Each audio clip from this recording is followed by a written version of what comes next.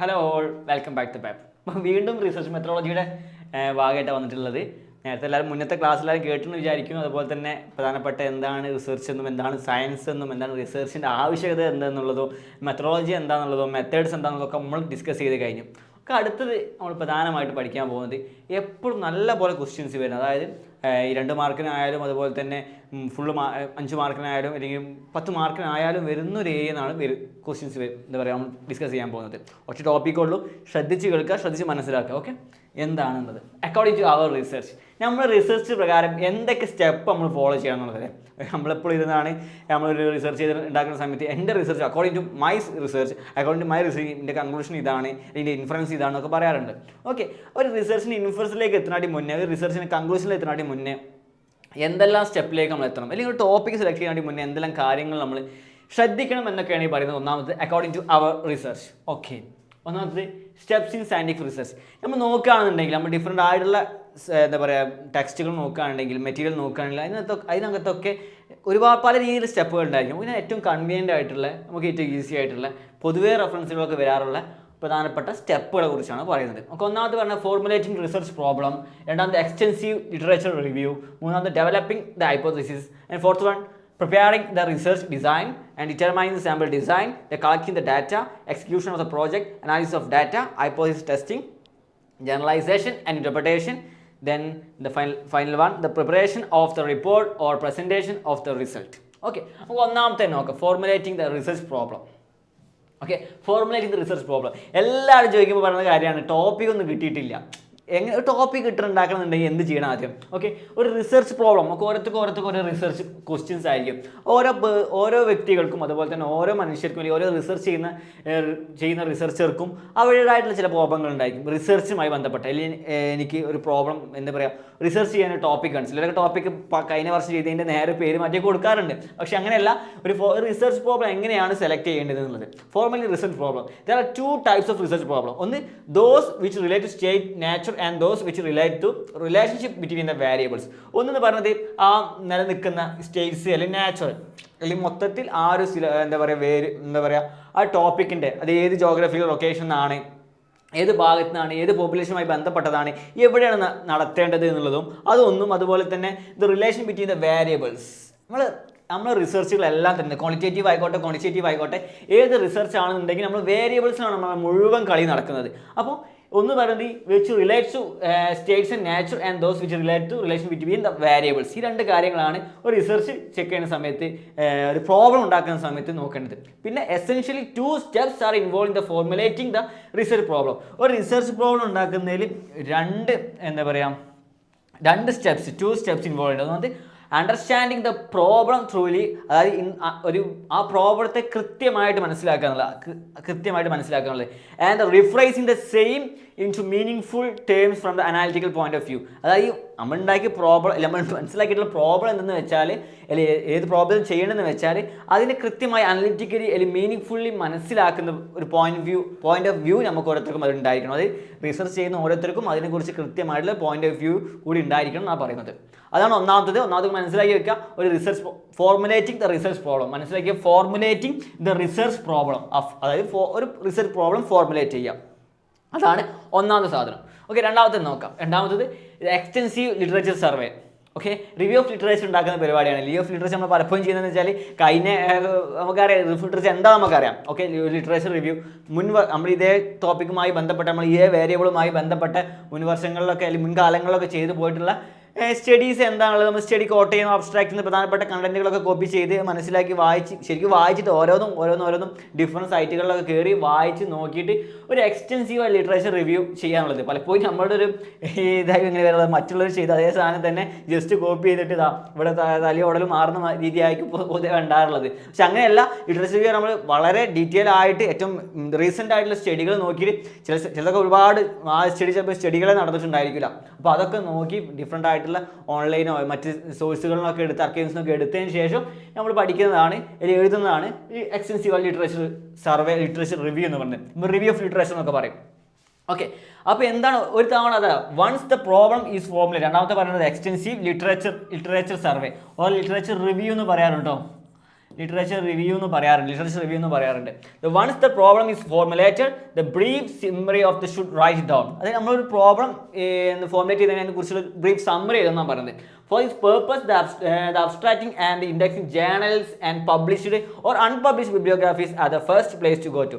അതായത് നമ്മൾ ഈ പറയുന്ന ഒരു പ്രോബ്ലത്തെ കുറിച്ച് എഴുതണമെന്നുണ്ടെങ്കിൽ നമ്മൾ ആദ്യം ഈ പല രീതിയിലുള്ള അബ്സ്ട്രാക്റ്റിംഗ് the and indexing the journals, okay, പല ജേണൽസിൽ നിന്നും ഒരുപാട് സൈറ്റുകൾ ഉണ്ടായിരിക്കും, അത് ജേണൽസിൽ നിന്നും അതുപോലെ തന്നെ published or unpublished bibliographies, okay, publish ആയതും പബ്ലിഷ് അല്ലാത്തതായിട്ടുള്ള പല സ്ഥലങ്ങളും അത് നമ്മൾ പല സ്ഥലത്തു നിന്നും കളക്ട് ചെയ്തിട്ട് പഠിച്ചെടുക്കുക എന്നുള്ളത് നമുക്കറിയാം. അപ്പോൾ കോളേജിലൊക്കെ ചെയ്യുന്ന സമയത്ത് നമ്മൾ കണ്ടിട്ടുണ്ടായിരിക്കും, ചിലപ്പം വല്ല റിസർച്ച് ഗേറ്റിന്നോ അല്ലെങ്കിൽ ഈ പറയുന്ന ഗൂഗിൾ സ്കോളറിനോ ഷോതൊക്കെ എങ്ങനെയൊക്കെ നമ്മൾ ഇങ്ങനെ സെലക്ട് ചെയ്തിട്ടുണ്ടായിരിക്കും, അല്ലെങ്കിൽ നമ്മൾ ചൂസ് ചെയ്തിട്ടുണ്ടായിരിക്കും. എൻ്റെ വേരിയബിളുമായി ബന്ധപ്പെട്ട എൻ്റെ എക്സ് എന്നൊരു വേരിയബിളിനുമായി ബന്ധപ്പെട്ട സാധനത്തെ കണ്ടെത്താൻ വേണ്ടി നമ്മൾ പല സൈറ്റുകളും കയറി നിരങ്ങുന്നുണ്ടായിരിക്കും. ഓക്കെ, അതിൽ നിന്ന് നമ്മൾ ഏറ്റവും റീസെൻ്റ് ആയിട്ടുള്ള സ്റ്റഡികൾ എടുക്കും. പിന്നെ അടുത്തത് academic journals, conference proceedings and government reports, books etcetera. നേരത്തെ പറഞ്ഞ പോലെ തന്നെ ഇതെല്ലാം തന്നെ അക്കാദമിക് ജേർണൽസ് നിന്നും അതുപോലെ തന്നെ കോൺഫറൻസ് പ്രൊസീഡിങ്സ് നിന്നും അതിന് ഗവൺമെൻറ്റിൻ്റെ റിപ്പോർട്ടുകളിൽ നിന്നൊക്കെയാണ് നമ്മൾ ഈ റിസർച്ച് ലിറ്ററേച്ചർ റിവ്യൂ ഒന്ന് എക്സ്പാൻഡ് ചെയ്യാൻ വേണ്ടി, അല്ലെങ്കിൽ ഒന്ന് ടഫ് ആക്കാൻ വേണ്ടി, അല്ലെങ്കിൽ നല്ല സ്ട്രോങ് ആക്കാൻ വേണ്ടി നമ്മൾ ഉപയോഗിക്കുന്ന സാധനങ്ങളാണ്.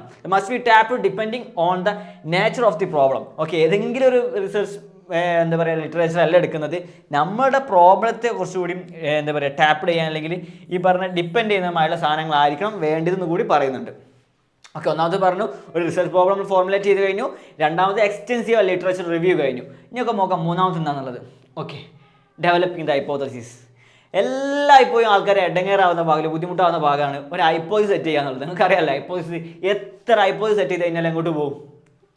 ഗൈഡ് പോയിട്ട് എന്ത് ചെയ്യും? അതിനെ റിജക്റ്റ് ചെയ്യും, വീണ്ടും റിജക്റ്റ് ചെയ്യും, വീണ്ടും അക്സെപ്റ്റ് ചെയ്യും. അങ്ങനെ കുറേ നമ്മൾ എടുത്തിട്ടുള്ള വേരിയബിളിന് അനുസരിച്ചിട്ട് നമ്മൾ എന്ത് ചെയ്യും? നല്ലൊരു ഹൈപ്പോസിസ്, നല്ല സ്ട്രോങ് ആയിട്ടുള്ള ഹൈപ്പോസിസ്, അതായത് നമുക്ക് കൃത്യമായിട്ട് അതിനെ റിജക്റ്റ് ചെയ്യണമാണോ ആക്സെപ്റ്റ് ചെയ്യണമാണോ, ആ പോപ്പുലേഷനകത്ത് ബാധകമാവുന്നതാണോ, അല്ലെങ്കിൽ ഏത് കൈൻഡ് ഓഫ് ഒരു ഒബ്ജക്റ്റീവാണ് നമുക്കുള്ളത്, അതിനൊരു വേരിയബിൾസ് നമ്മൾ റിലേഷൻ നോക്കാനാണോ, കോസൽ എഫക്റ്റ് നോക്കാനാണോ, ഇല്ലെങ്കിൽ ക്വാളിറ്റേറ്റീവിനകത്തുള്ളതാണോ ഒക്കെ നോക്കാൻ വേണ്ടിയിട്ടാണ് നമ്മളൊരു ഹൈപ്പോസിസ് ഡെവലപ്പ് ചെയ്യേണ്ടത്.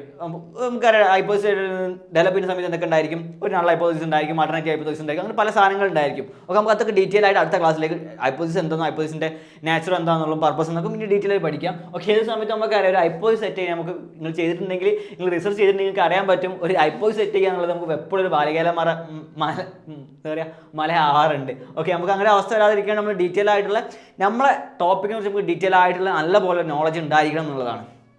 ഓക്കെ, എന്തൊക്കെയാണ് ഒരു ഹൈപ്പോസിസ് ഡെവലപ്പ് ചെയ്യുന്ന സമയത്ത് ശ്രദ്ധിക്കേണ്ട കാര്യങ്ങൾ എന്നുള്ളത്?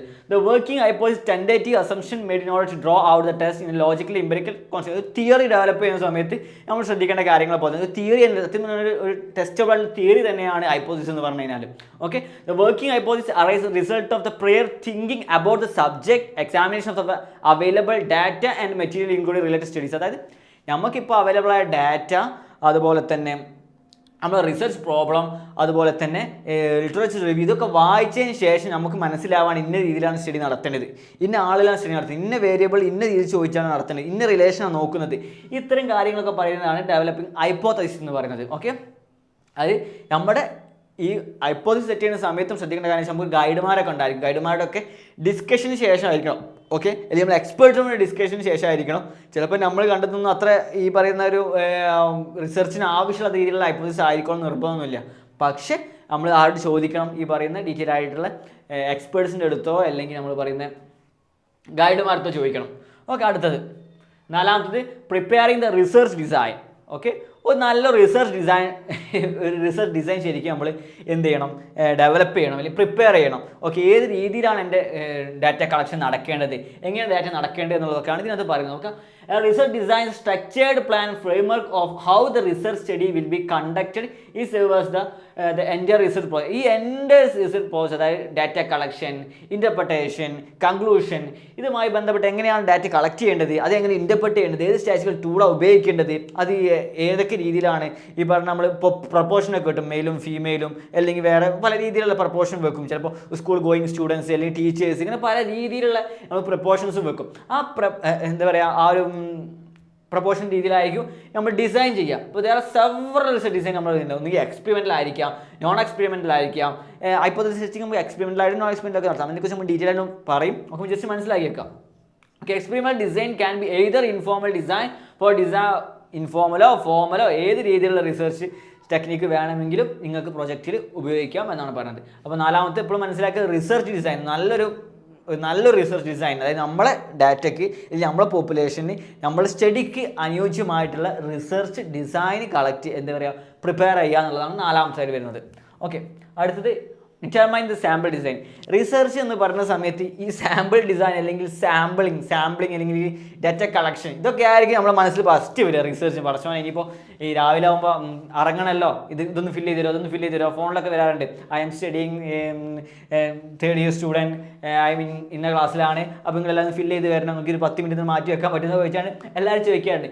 സാമ്പിൾ ഡിസൈൻ നമുക്കറിയാം, ഒരു വലിയൊരു പോപ്പുലേഷൻ ആയിരിക്കും, നമുക്ക് ഒരു ഡാറ്റ നടത്താൻ ചിലപ്പോൾ സ്കൂൾ കുട്ടികളിലായിരിക്കും, അല്ലെങ്കിൽ ഈ പറയുന്ന ജനറൽ പോപ്പുലേഷനിലായിരിക്കും. അതിനെല്ലാവരും നമ്മൾ എടുക്കാൻ പോകുന്നില്ല. പക്ഷേ അതിനകത്ത് ഒരു റെപ്രസെൻറ്റീവ് ആയിട്ടുള്ള ഒരു പോപ്പുലേഷനെ മാത്രം, അതിന് നമ്മൾ സാമ്പിൾ എന്ന് പറയും, റെപ്രസെൻറ്റീവ് പാർട്ട് ഓഫ് പോപ്പുലേഷനെ മാത്രം എടുത്താണ്ടാണ് നമ്മൾ എന്ത് ചെയ്യാം, റിസർച്ച് ചെയ്യാം, അല്ലെങ്കിൽ നമ്മൾ ഡാറ്റ കളക്ഷൻ നടത്താം. ഓക്കെ, ഒരു സാമ്പിൾ ഡിസൈൻ എങ്ങനെ ഡിറ്റർമൈൻ ചെയ്യണം. Okay, the research must decide the way of selecting A sample or what popularly known as A sample design. അതിന് പല രീതിയിൽ നമുക്ക് സാമ്പിൾ കളക്ട് ചെയ്യാം. നോൺ പ്രോബിലിറ്റി സാമ്പിളിംഗ് ആക്കാം, പ്രോബിലിറ്റി സാമ്പിളിംഗ് ആക്കാം, അതിനകത്ത് തന്നെ സിമ്പിൾ ആയിരിക്കാം, റാൻഡം ആയിരിക്കാം, സ്ട്രാറ്റിഫൈഡ് ആയിരിക്കാം, okay, snowball and snowball sampling ആയിരിക്കാം, അല്ലെങ്കിൽ ക്ലസ്റ്റർ സാമ്പിളിംഗ് ആയിരിക്കാം. പല രീതിയിൽ സാമ്പിളിങ്ങുകളുണ്ട്. അതിനകത്തുള്ള അല്ലെങ്കിൽ സാമ്പിളിംഗ് ഡിസൈൻ ചൂസ് ചെയ്യുക എന്നുള്ളതാണ്. പിന്നെ sample design is a definite plan to determine the before any data are actually collected for obtaining the sample from given population. ഒരു പോപ്പുലേഷനിൽ നിന്ന് ഡാറ്റ കളക്ട് ചെയ്യുന്നതിന് മുന്നേ തന്നെ നമ്മൾ എന്ത് ചെയ്യണം, ഡിഫൈൻ ചെയ്യണം. ഡെഫിനിറ്റ് ആയിട്ടുള്ള പ്ലാൻ ഡിറ്റർമൈൻ ദ ബിഫോർ, മനസ്സിലാക്കിച്ചോളെ, ബിഫോർ അതായത് നമ്മൾ സ്റ്റാർട്ട് ചെയ്യാനായിട്ട് മുന്നേ തന്നെ, ഡാറ്റ കളക്ഷൻ മുന്നേ തന്നെ നമ്മൾ എന്ത് ചെയ്യണം, ഇനി ഡാറ്റ കളക്ട് ചെയ്യാൻ മുന്നേ തന്നെ നമ്മൾ എന്ത് ചെയ്യണം, ബിഫോർലി ഈ ഡിസൈൻ നമ്മൾ എന്ത് ചെയ്യണം, ഡിറ്റർമൈൻ ചെയ്ത് വെക്കണം. ഓക്കെ, അതുപോലെ തന്നെ clearly specify the characteristics of the define your population, B precise as possible.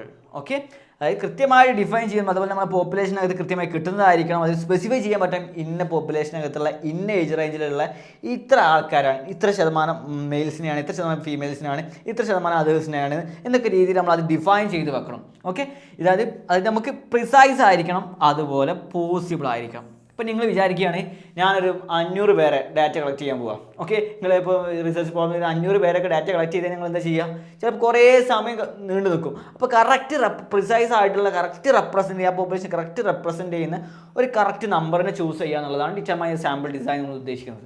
Okay, നമുക്ക് 6ാമത്തെ നോക്കാം. ഓക്കെ, പറയാം, എവിടെ എല്ലാവരും ഒരു സമയത്ത് ചൂസ് ചെയ്യപ്പെടുന്ന സാധ്യത ഉണ്ടെന്നാണ് പറയുന്നത്. ഡാറ്റ കളക്ഷനകത്ത് ചിലപ്പോൾ എല്ലാവരും ഇപ്പോൾ ക്ലാസ്സിലാണ് ചോദിച്ചോളൊന്നുമില്ലല്ലോ. ഓക്കെ, അടുത്തത് കളക്ടിങ് ദ ഡാറ്റ. ഏറ്റവും ഇൻട്രസ്റ്റിംഗ് ആയിട്ടുള്ളത്, അതുപോലെ തന്നെ ഇതിൻ്റെ ഒരു സെൻസേഷണൽ സാധനമാണ് റിസർച്ചിനകത്ത് ഡാറ്റ കളക്ഷൻ. എന്നത്തെ പറഞ്ഞിട്ടായാലും ഡാറ്റ കളക്ട് ചെയ്യുന്നത് ഒരു സമയമാകുമ്പോൾ രാവിലെ ആകുമ്പോൾ തുടങ്ങും, എനിക്ക് ഡാറ്റ കളക്ഷൻ ഉണ്ട്, ഭയങ്കര തിരക്ക്, രാവിലെ പോകണം, ഡാറ്റ കളക്ഷൻ ഉണ്ട്. പല രീതിയിലായിരിക്കും ഡാറ്റ കളക്ഷൻ, ഓൺലൈനായിട്ടും ഓഫ്ലൈനായിട്ടും. ഇപ്പം ക്വാളിറ്റേറ്റീവ് ആണെങ്കിൽ പല രീതിയിൽ, ചിലപ്പോൾ ഇൻ്റർവ്യൂ ഇതിലേക്കും ഡാറ്റ കളക്ഷൻ ഉണ്ടായിരിക്കും നമ്മൾ ക്വാളിറ്റേറ്റീവ് മെത്തേഡിനകത്ത്. ചിലപ്പോൾ എന്തായിരിക്കും, അത് സാധാരണ ബുക്കും പേപ്പറും ഈ പറയുന്ന ക്വസ്റ്റ്യൻ ഫില്ല് ചെയ്യുന്ന രീതിയായിരിക്കും. നമ്മൾ സ്കെയിൽസ് ഏതാണോ, നമ്മൾ വേരിയബിൾ ഏതാണോ അതിനനുസരിച്ചുള്ള നമ്പർ ഓഫ് ക്വസ്റ്റ്യൻസ് ഉണ്ടായിരിക്കും. ചിലർക്ക് ഭയങ്കര സീരിയസ് ആയിട്ട് ക്വസ്റ്റ്യൻസ് ഫില്ല് ചെയ്യുന്നുണ്ടായിരിക്കും, ചിലർ ഫില്ല് ചെയ്യുന്നുണ്ടായിരിക്കില്ല, ചിലപ്പോൾ ഒരു റാൻഡമായിട്ട് ഫില്ല് ചെയ്യുന്ന പല രീതിയിലുണ്ടായിരിക്കും. അത് റിസർച്ചിൻ്റെ ഭാഗമാണ്. അപ്പോൾ 6ാമത്തെ കളക്ടിങ് ദ ഡാറ്റ കളക്ഷൻ. നമുക്കിപ്പോൾ ഡാറ്റ കളക്ഷൻ നമ്മൾ കേട്ടിട്ടുണ്ടായിരിക്കും. ഡാറ്റ കളക്ഷനാണ് പറയുന്നത്. ഓക്കെ, എന്താണ് അതിന് പ്രോസസ് നോക്കാം.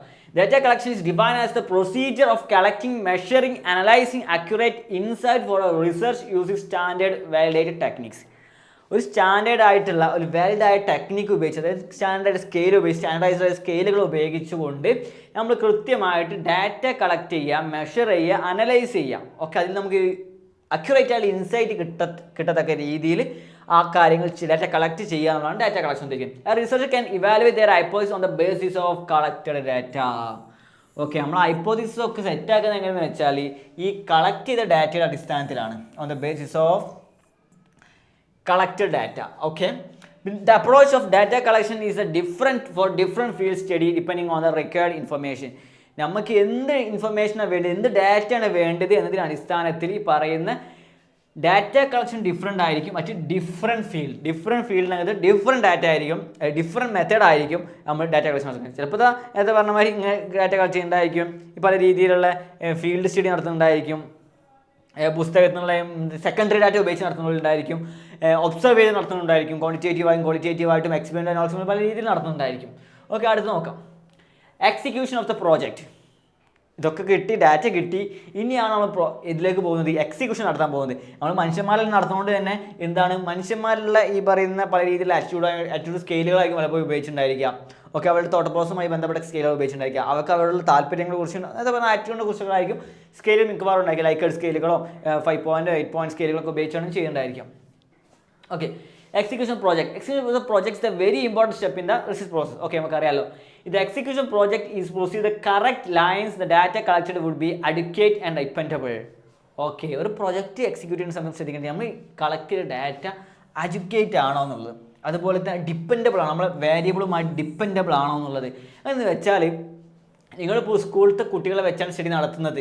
ഓക്കെ, അതിന് പകരം നിങ്ങൾ പോയിട്ട് നാട്ടിൽ ഇറങ്ങിയിട്ട് നാട്ടിൽ എല്ലാവരും ഡാറ്റ കളക്ട് ചെയ്താലുള്ള പ്രശ്നം എന്തായിരിക്കും, നമ്മൾ പലപ്പോഴും ഏജ് റേഞ്ച് പറയാറുണ്ട്, മറ്റേ ഏജും 15 മുതൽ 20 വരെയുള്ള, അല്ലെങ്കിൽ പറയാം യങ് അഡൽട്സ്. ഇപ്പോൾ യങ് അഡൽറ്റ് എന്ന് പറഞ്ഞു കഴിഞ്ഞാൽ കറക്റ്റ് ഏജ് റേഞ്ച് പറയേണ്ടി വരും, 25 വരെ എന്നൊക്കെ കറക്റ്റ് ഏജ് റേഞ്ച് പറയേണ്ടി വരും. അതിന് അഡ്യൂക്കേറ്റ് ആയിരിക്കണം നമ്മുടെ ഈ പറഞ്ഞ ഡാറ്റ എന്ന് പറയുന്നത്.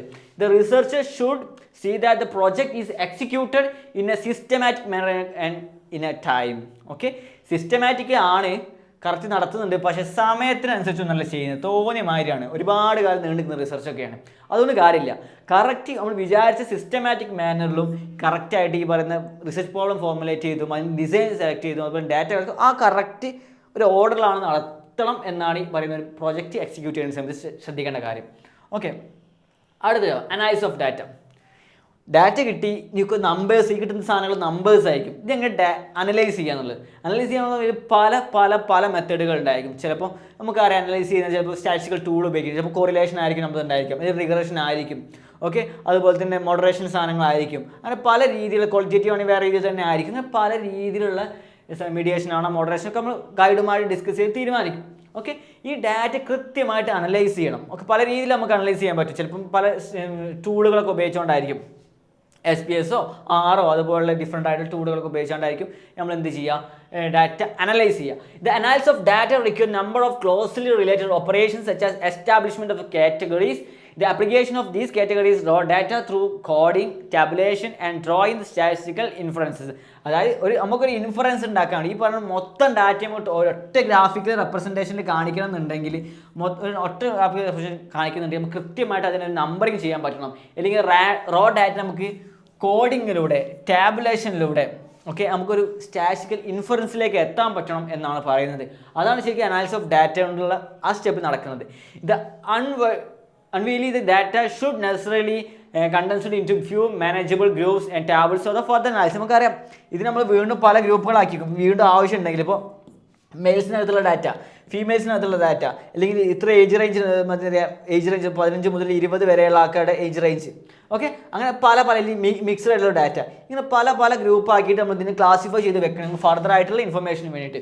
Thus the research should classify the raw data into some purposeful and useful categories. അതായത് എങ്ങനെയെങ്കിലും ഡാറ്റ കളക്ട് ചെയ്ത് വെച്ചിട്ട് എങ്ങനെയെങ്കിലും ഗ്രൂപ്പ് ആക്കി വെച്ചാൽ പോരാ, അതൊരു യൂസബിൾ ആയിട്ടുള്ള കാറ്റഗറി ആയിരിക്കണം. നേരത്തെ പറഞ്ഞാൽ മെയിൽ ഫീമെയിൽ നമുക്ക് വീണ്ടും അതിന് നടത്തണമെന്നുണ്ടെങ്കിൽ, വേണ്ടൊരു സ്റ്റാറ്റിസ്റ്റിക്കൽ അനാലിസിസ് നടത്തണമെന്നുണ്ടെങ്കിൽ, നമുക്ക് എന്തെങ്കിലും സംശയം നോക്കണമെന്നുണ്ടെങ്കിൽ കൃത്യമായിട്ട് അതിനെ കറക്റ്റ് ഇൻഫറൻസസ് ആക്കി വെക്കുക, കറക്റ്റ് ടാബുലേഷൻ നടത്തി വെക്കുക. അത് കൃത്യമായിട്ടുള്ള രീതിയിലായിരിക്കണം. ഓക്കെ, അടുത്ത ഹൈപ്പോത്തസിസ് ടെസ്റ്റിംഗ്. ഒക്കെ ശരിയാണ്. ഇനി ഹൈപ്പോത്തസിസ് ടെസ്റ്റിംഗ് ആണ്. നമുക്കറിയാം എന്താണ് ഹൈപ്പോത്തസിസ് എന്ന്, നമുക്ക് ഡീറ്റെയിൽ ആയി പഠിക്കും. ഹൈപ്പോത്തസിസ് എന്താണെന്ന് ഒക്കെ പഠിക്കാം. നമ്മൾ ജസ്റ്റ് മനസ്സിലാക്കി വെക്കുക, ഹൈപ്പോത്തസിസ് ടെസ്റ്റിംഗ് നടത്തണം. ഈ വന്നിട്ടുള്ള നമ്മൾ തീരുമാനിച്ചു വെച്ചുള്ള ഒബ്ജക്റ്റ് അനുസരിച്ചുള്ള നൾ ഹൈപ്പോത്തസിസിന് റിജക്റ്റ് ചെയ്യുന്നുണ്ടോ, ആക്സെപ്റ്റ് ചെയ്യുന്നുണ്ടോ, അത്രയും കാര്യങ്ങളൊക്കെ മനസ്സിലാക്കി വെക്കുക. അത് ആൾട്ടർനേറ്റീവ് ഹൈപ്പോത്തസിസിൽ എന്താ പറയുന്നത് നമുക്ക് ഡീറ്റെയിൽ ആയി പഠിക്കാം. ഓക്കെ, എന്താ നോക്കാം.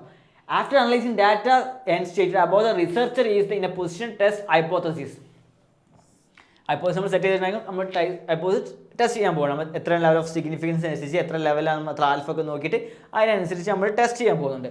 The various test such as the chi-square test, T-ടെസ്റ്റ്, F-ടെസ്റ്റ് have developed by statistical for the purpose. നേരത്തെ നമ്മൾ സ്റ്റാറ്റിസ്റ്റിക്കൽ അനാലിസിസ് നടത്താൻ വേണ്ടി ഡിഫറെൻറ്റ് ടൂളുകൾ ഉപയോഗിച്ചിട്ടുണ്ടായിരുന്നു.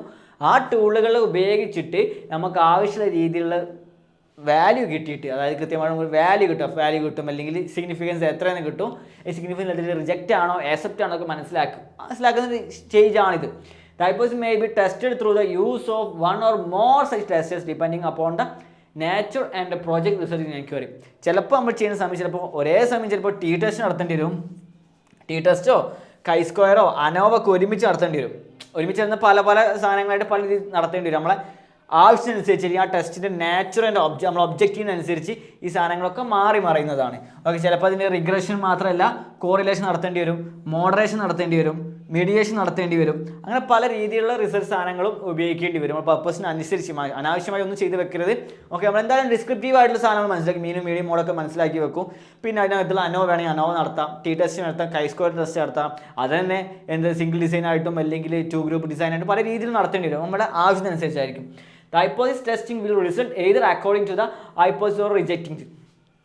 റിജക്റ്റ് ചെയ്യുന്നുണ്ടോ എന്നൊക്കെ മനസ്സിലാക്കണം. നമുക്ക് ഇതിൻ്റെ ഡീറ്റെയിൽ ആയിട്ട് പറയാം. ഓക്കെ, അടുത്തത് generalization and interpretation. Okay, psychological ടെസ്റ്റിങ്ങിൻ്റെ ഒരു സോഷ്യൽ സയൻസ് റിസർച്ചിനകത്തുള്ള ഏറ്റവും ഇമ്പോർട്ടൻ്റ് ആയിട്ടുള്ള, പലപ്പോഴും അതൊരു ഡിമെറിറ്റ് ആയിട്ട് പറയാറുണ്ട്. പക്ഷേ ഒരു റിസൾട്ടിന് നമുക്ക് ജനറലൈസ് ചെയ്യാൻ പറ്റുന്നില്ല എങ്കിൽ, ഈ ടോട്ടൽ പോപ്പുലേഷൻ നമുക്ക് ചെറിയൊരു സാമ്പിൾ എടുക്കുന്നുള്ളൂ, അതിന് ടോട്ടൽ പോപ്പുലേഷൻ നമുക്ക് ജനറലൈസ് ചെയ്യാൻ പറ്റുന്നില്ല എങ്കിൽ പലപ്പോഴും പറയാറുണ്ട് ആ ടെസ്റ്റ് അത്ര കൊള്ളൂല, അല്ലെങ്കിൽ ആ സാമ്പിളിംഗ് പ്രോസസ് അത്ര കൊള്ളൂല എന്നൊക്കെ പറയാറുണ്ട്. ഓക്കെ, ജനറലൈസേഷൻ ഇൻ്റർപ്രിട്ടേഷൻ പറയുന്നത് എങ്ങനെയാണെന്ന് വെച്ചാൽ, interpretation are the crucial component of the research process that involve drawing the conclusion from the collected data and making the broader statement about the findings. നമുക്ക് വന്നിട്ടുള്ള ഡാറ്റയുടെ കളക്റ്റഡ് ഡാറ്റ ഉപയോഗിച്ചിട്ട് കൃത്യമായിട്ടുള്ള statement ഉണ്ടാക്കിയിട്ട് നമ്മൾ ഫൈൻഡിങ്സ് കണ്ടെത്താൻ പറ്റുന്നതായിരിക്കണം ജനറലൈസേഷൻ നമ്മൾ ഉദ്ദേശിക്കുന്നത്.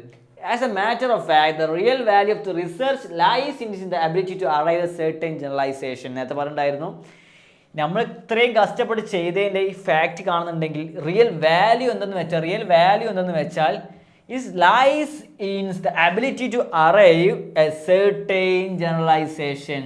ഓക്കെ, ജനറലൈസേഷനിലേക്ക് എത്താൻ പറ്റണം. ഈ പറയുന്ന ഡാറ്റ വെച്ചിട്ട് ഈ ടോട്ടൽ പോപ്പുലേഷൻ ജനറലൈസ് ചെയ്യാൻ പറ്റുന്നതായിരിക്കണം എന്നാണ് പറയുന്നത്. If the researcher had a hypothesis start with a might seek explain his findings the basis of some theory is known as interpretation. ഈ വന്നിട്ടുള്ള സാധനങ്ങളെ ഒരു തിയററ്റിക്കൽ ആസ്പെക്റ്റിൽ ഇതാണ്, ഇങ്ങനെയാണ് എൻ്റെ സ്റ്റഡി നടത്തിയപ്പോൾ എനിക്ക് കിട്ടിയത്, പ്രാക്ടിക്കലായിട്ടുള്ള സാധനം ഇങ്ങനെയാണ് വരേണ്ടതെന്നുള്ള ഇതിൽ പറയുന്ന ഒരു തിയററ്റിക്കലായിട്ട് പറയുന്ന സമയത്ത് അത് സയൻറ്റിഫിക്കായിട്ട് ഇതാണെന്ന് പറയാൻ പറ്റുന്ന രീതിയിലാവുന്ന സമയത്താണ് ഈ റിസർച്ചിൻ്റെ ഇൻ്റർപ്രിട്ടേഷനായിട്ട് വരുന്നത്. ഓക്കെ, ഇത്രയും കാര്യം ജനറലൈസേഷൻ ഇൻ്റർപ്രിട്ടേഷൻ എന്ന് പറയാം. നമുക്കറിയാം സൈക്കോളജിക്കകത്ത് വേറെ ഒരു you can see generalisation in psychological research or social science research. Okay, last the preparation of the report thesis. ഏറ്റവും അവസാനമുള്ളതാണ് ഇതിൻ്റെ റിപ്പോർട്ട്, തീസിൻ്റെ ഡെസേർട്ടേഷൻ്റെതോ പ്രൊജക്റ്റിൻ്റെതോ എന്തിനാണോ എൻ്റെ അവസാനത്തെ സ്റ്റെപ്പ് എന്ന് പറഞ്ഞത്. ഈ പറഞ്ഞ കറക്റ്റ് സ്റ്റേജിലൂടെ ഒക്കെ പോയിട്ട് ഓക്കെ അവസാനം കൺക്ലൂഷൻ വരെ എത്തുന്നത്. നമുക്കറിയാം അവസാനം റെഫറൻസ് വരെ കോട്ട് ചെയ്യാണ്ടായിരിക്കും. സൈക്കോളജി കണ്ട് APA സ്റ്റൈലിൽ തന്നെ കോട്ട് ചെയ്യേണ്ടി വരും. അങ്ങനെ പല സാധനങ്ങളുടെ ഇൻഡെക്സ് ഉണ്ടാക്കേണ്ടി വരും. ഈ പറഞ്ഞ ഓരോരോ ചാപ്റ്ററുകളായി ഉണ്ടാക്കേണ്ടി വരും. അതാണ് ഇൻട്രൊഡക്ഷൻ, റിഫിൽട്രേഷൻ, methodology, result analysis, discussion, conclusion, tables quote ചെയ്യേണ്ടി വരും. അത്രയും കാര്യങ്ങളൊക്കെ വെച്ച് നമ്മൾ റിസർച്ച് കംപ്ലീറ്റ് ആക്കാൻ പോകുന്നത്.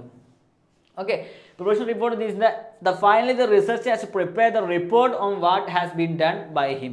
എന്താണോ അയാൾ ചെയ്തത്, എന്താണോ അവർ കറക്റ്റുമായി ചെയ്തത്, ഈ പറയുന്ന കൃത്യമായിട്ടൊരു പുസ്തകമായിട്ടോ അല്ലെങ്കിൽ ഒരു ആർട്ടിക്കിളായിട്ടോ ഒക്കെ നമ്മൾ പല ചാപ്റ്ററായിട്ട് ഒരു റിസർച്ച് നമ്മളെ പേരൊക്കെ എഴുതി ടോപ്പിക്കിൻ്റെ പേര് എഴുതി നമ്മളെ പേര് എഴുതി, നമ്മളിവിടെ പഠിക്കുന്ന എഴുതി, നമ്മൾ ഡെസിഗ്നേഷൻ എഴുതി, ഗൈഡിൻ്റെ പേര് എഴുതി, കോളേജിൻ്റെ പേരൊക്കെ എഴുതി, കവർ പേജൊക്കെ കൊടുത്ത്, ശേഷം ചാപ്റ്റർ ഇൻഡെക്സ് കൊടുത്ത്, ചാപ്റ്റർ കൊടുത്ത് അവസാനം ഒരു സെറ്റപ്പ് ആക്കുന്ന പരിപാടിയാണ് ഈ പറയുന്നത് preparation of the report of thesis. ഇത്രയും പ്രധാനപ്പെട്ട സ്റ്റേജുകളാണ് ഓരോ റിസർച്ചിലൂടെയും കടന്നു പോകേണ്ടത്. ഓക്കെ, പലരും പല സ്റ്റെപ്പിനകത്ത് നമ്മൾ എന്ത് ചെയ്യും, സ്റ്റെക്കായി പോകും. പല സ്റ്റെപ്പ് ചിലരൊക്കെ എന്താ പറയും, ഈ റിസർച്ച് പ്രോബ്ലം തന്നെ കണ്ടെത്തുന്നതിൽ സ്റ്റെക്കായി പോകും. ചിലർ ഈ പറയുന്ന ഹൈപ്പോത്തസിസ് സ്റ്റെക്കായി പോകും. ചിലരൊക്കെ ഇപ്പോൾ ഡാറ്റ കളക്ഷനിലായിരിക്കും, ടോപ്പിക്കൊക്കെ സെറ്റായിട്ടുണ്ടായിരിക്കും, ഹൈപ്പോത്തസിസ് സെറ്റായിട്ടുണ്ടായിരിക്കും.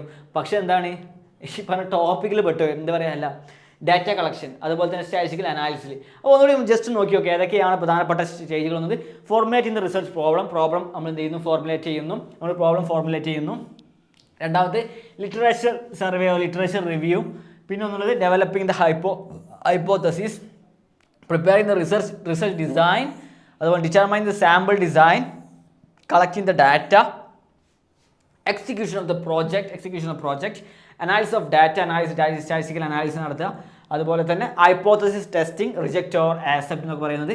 പിന്നുള്ളത് generalization and interpretation. Generalization interpretation ഒരു ഇത് നമ്മൾ ഇത്ര കഷ്ടപ്പെട്ട് ചെയ്തതിന് നീ കാരണം വേണമെന്നുണ്ടെങ്കിൽ നമുക്ക് ജനറലൈസ് ചെയ്യാൻ പറ്റുന്ന രീതിയിലായിരിക്കണം എന്നുള്ളത്.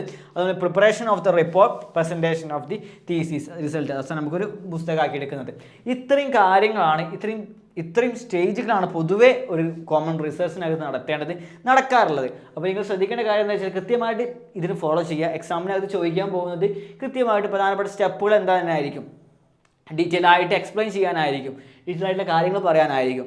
ഓക്കെ, ഇത്രയും കാര്യങ്ങളാണ് നമ്മുടെ ഈ പറയുന്ന ഇന്നത്തെ റിസർച്ച് മെത്തഡോളജിയുടെ എന്താ പറയുക ഇതിനകത്ത് ചാപ്റ്റർ പാർട്ട് 2 പറയുന്നത്. ഇനി അടുത്തത് എങ്ങനെയാണ് ഡാറ്റ കളക്ട് ചെയ്യുന്നത് എന്നുള്ളതും അതുപോലെ തന്നെ എങ്ങനെയാണ് ആ മെത്തേഡ്സ് എങ്ങനെയാണെന്നുള്ളതൊക്കെ നമുക്ക് ഡീറ്റെയിൽ പഠിക്കാം. Okay, thank you.